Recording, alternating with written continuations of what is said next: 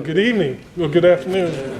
I bring you greetings from Virginia's 4th Congressional District. It is a district that starts in Richmond and stretches all the way to the North Carolina border. And so I am been a congressman a little bit more than 100 days. So that means I know where all the restrooms are and the eating facilities and that sort of thing.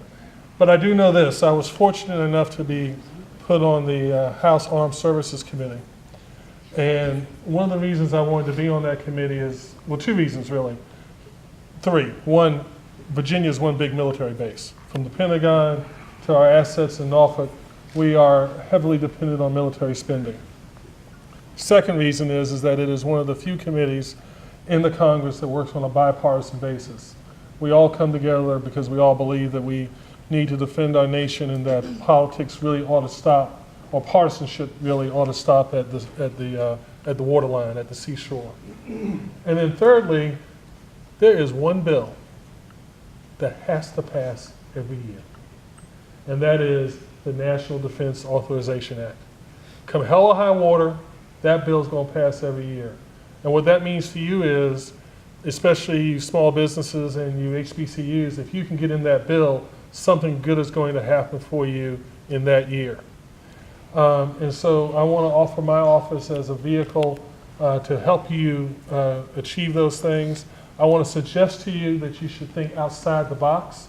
And what I mean by that is this. Usually when we think of defense, we think of bombs, bullets, missiles, ships, that sort of thing.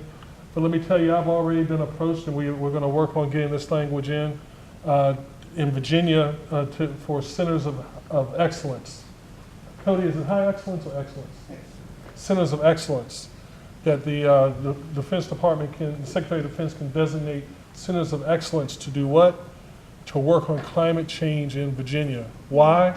Because climate change in Virginia means rising seas and is a threat to some of our naval facilities. So I encourage you to think outside the box. But to do that, respectfully, I suggest to you that you need to know your state. For instance, I've run into people in HBCUs who don't know about Virginia's Wallops Island.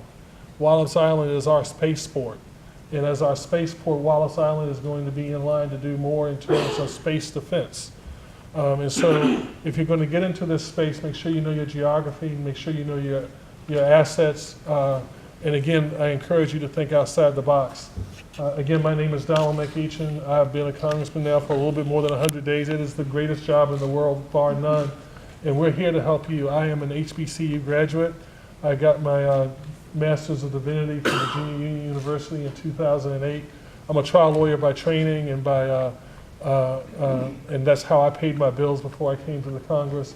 But my experience at Virginia Union was the best educational experience of my life. I believe in HBCUs, and I want to see to it that you all succeed as best I can. So thank you for being here today. Thank you for listening to the few words of wisdom I might have. I think some more seasoned and senior colleagues of mine may come through during the course of the day, and we wish you well. Come see us if we can help you. Thank you. Thank you, Tom.